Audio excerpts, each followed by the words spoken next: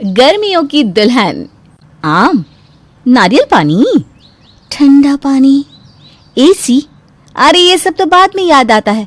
सबसे पहले याद आते हैं हमारी अलमारी में रखे हुए वो हल्के फुल्के कपड़े, जिन्हें पहनने के बाद गर्मी का एहसास थोड़ा सा कम, पसीना कम और आरामदायक सा महसूस होता है ना।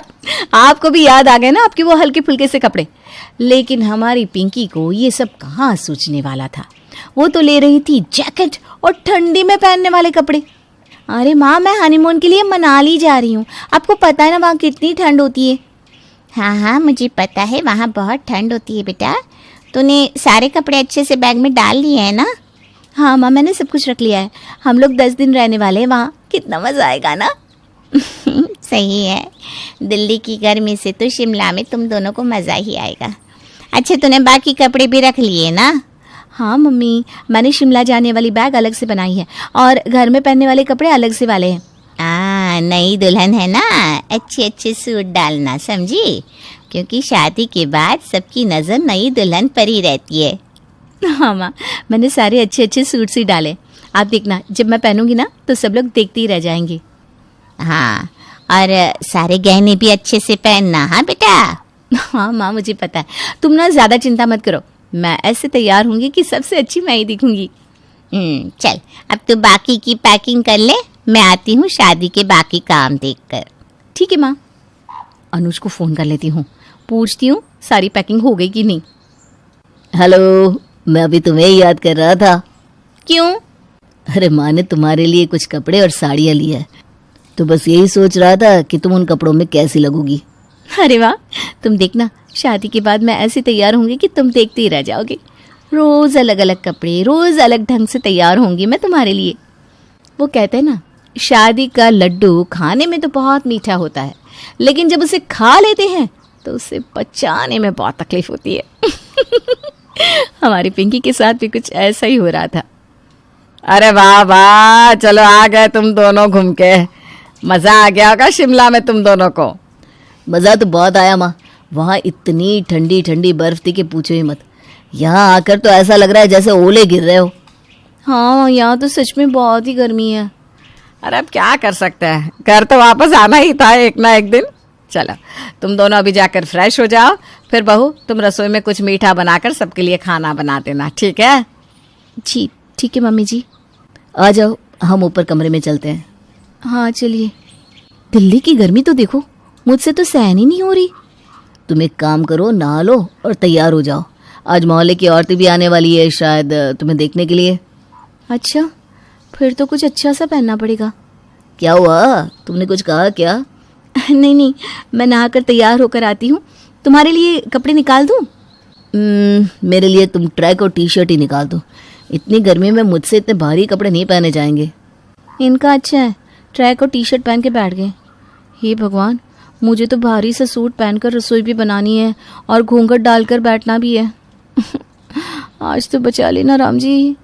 दिल्ली की गर्मी में जहाँ धूप में पापड़ रखो तो सिक जाते हैं, वहीं पिंकी ने आज भारी सा सूट पहना हुआ था, जिस पर उसने सारे भारी गहने भी पहन रखे थे। अरे वाह बहू, आज तो तू बड़ी ही सुंदर लग रही है। अच्छा किया ये सब पहन लिया। आज मोहल्ले की औरतें भी आने वाली है तुम्हें देखने के लिए। अब एक काम करो, सबके लिए पहले ना हलवा बना दो, फिर खाना बना देना। जी माँ जी। और रिया तुम्हारी मदद कर देगी। हाँ भाभी, चलिए मैं आपकी मदद कर देती हूँ। रिया, तू नहीं कपड़े बदलेगी क्या? नहीं माँ, इतनी गर्मी है, हम तो यही नाइट सूट ही पहन कर रखेंगे बस। कोई मुझे भी नाइट सूट दे दो भाई।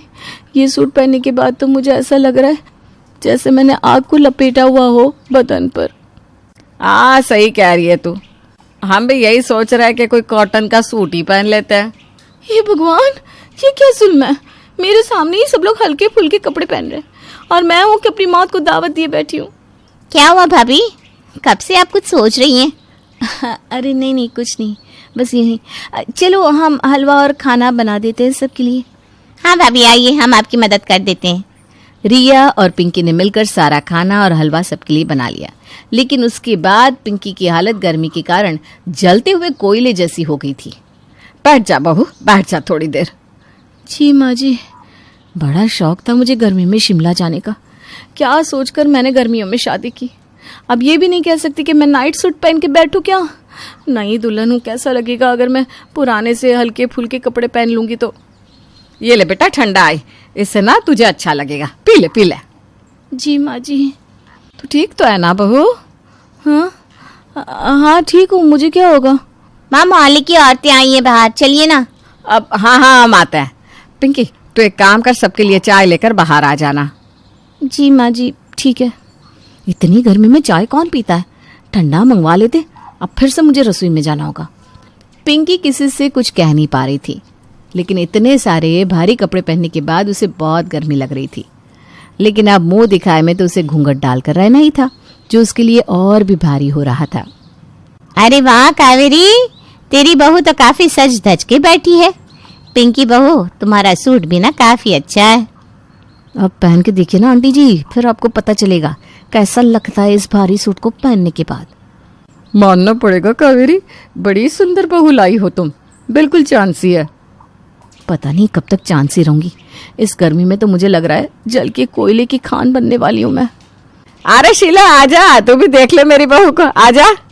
हाँ हाँ, वो क्या है ना, यहाँ पर ऊपर पंखा चल रहा है, तभी यहाँ बैठी थी। मुझसे ना गर्मी बर्दाश्त नहीं होती ज्यादा। हाँ सही कहा, दिल्ली की गर्मी है अभी तो ऐसी ना। आप सबने तो फिर भी हल्के फुल्के कपड़े पहने हुए, कोई मेरे बारे में भी सोच लेता थोड़ा सा। कब ये औरतें जाएंगी, कब मैं अपने कमरे में जाकर नाइट सूट पहनूंगी। कुछ देर पिंकी और कावेरी से बात करने के बाद सारी औरतें जाने लगती है, लेकिन अब पिंकी से ये गर्मी और सहन नहीं हो रही थी। उन औरतों ने पैर घर के बाहर रखा ही था कि पिंकी ने भागना शुरू कर दिया। अरे क्या हुआ पिंकी बहू, तू ऐसे हड़बड़ी में कहाँ जा रही है? कुछ नहीं, कुछ अर्जेंट याद आ गया मुझे। ये भाभी को क्या हुआ अचानक? कहाँ है? अरे क्या हुआ, क्या ढूंढ रही हो? सब ठीक तो है ना? जल्दी से मेरा नाइट सूट दे दो, जल्दी करो। अरे हाँ, 1 मिनट सांस तो ले लो पहले। मैंने कहा ना जल्दी करो। अरे हाँ, ये लो, मिल गया। कमरे में आने के बाद पिंकी ने सबसे पहले उस सूट को उतार कर फेंक दिया और हल्के फुल्के से कपड़े पहन लिए। अब ठीक हो? हाँ, अब लग रहा है कि सारी आग बुझ गई है मेरे बदन से। अरे तो तुम्हें इतने भारी भारी कपड़े पहनने की क्या जरूरत थी? कैसी बात कर रहे हो तुम? मैं नई दुल्हन हूँ, अगर मैं ऐसे हल्के फुल्के कपड़े पहनूंगी तो तुम्हारी माँ क्या सोचेगी? इसे कोई अकल ही नहीं है कि नई दुल्हन कैसे रहती है। अरे ऐसे कपड़ों में तो ना तुम बैठ पा रही हो ना खा पा रही हो। हंसना तो दूर, इन कपड़ों में तुम्हें और भी ज्यादा गुस्सा आ रहा है, वो अलग। हाँ बात सही है, पर हर नई दुल्हन को ऐसे ही रहना होता है, कम से कम शादी के कुछ महीने तक तो। तुम्हें यकीन है कि कुछ महीने इस तरह तुम जिंदा रह पाओगी? अनुज मजाक मत करो ना। अरे मैं सच्ची कह रहा हूँ। अरे अनुज, दरवाजा तो खोलना जरा। अरे माँ जी आ गई, रुको रुको, दरवाजा मत खोलना, मैं कुछ अच्छा सा पहन लूं फिर खोलना। अरे पर कहाँ ना रुको। अरे इतनी देर क्यों लग रही है अनुज? हाँ माँ, बस आया। अरे तुम दोनों सो गए थे क्या? मैंने डिस्टर्ब तो नहीं कर दिया? अरे नहीं नहीं। माँ जी आइए ना, कुछ काम था क्या आपको? हाँ बहू, मुझे तुमसे ना कुछ जरूरी बात करनी थी, मतलब तू बुरा मत मानना। हाँ मुझसे कोई गलती हो गई क्या? अरे आज सूट के बदले साड़ी पहननी चाहिए थी। नहीं नहीं माँ जी, कहिए ना। आज तूने जो कपड़े पहने थे ना, वो माँ जी मुझे लगा ही था, सूट थोड़ा सा सिंपल था ना। कोई बात नहीं, मैं कल साड़ी पहन लूंगी, आप चिंता मत कीजिए। अरे नहीं बहू, सूट तो बहुत अच्छा था, लेकिन मैं ये कह रही थी कि इतनी गर्मी में इतने भारी कपड़े मत पहना कर। तुझे ये सब पहनते हुए देखकर मुझे गर्मी होने लगती है सच में। तो कुछ हल्के फुल्के कपड़े पहना कर बेटा। माँ जी आप नहीं, मतलब अगर तुझे ये भारी कपड़े पहनने हैं तो पहन सकती है, मैं तो बस। और पिंकी सास के गले लग जाती है। अरे इसे क्या हो गया अब? माँ जी आप देवी हैं, देवी, सच में वरदान बनकर आई हैं। हाँ, आपके चरण कहाँ है माँ जी? अरे इसे क्या हो गया? कुछ नहीं माँ, गर्मी सर पे चढ़ गई है पिंकी के।